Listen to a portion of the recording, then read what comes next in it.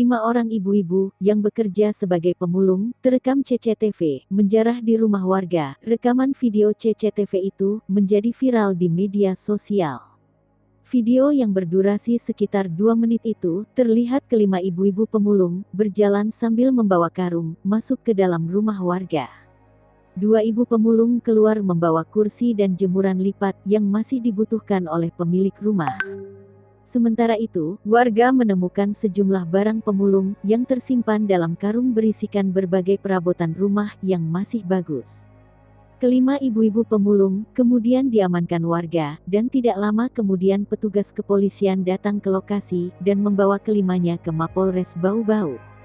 AKBP Zainal Rio Chandra Tangkari, Kapolres Bau-Bau, mengatakan kelima ibu-ibu itu diduga menjarah di rumah warga saat situasi kompleks perumahan sedang sepi.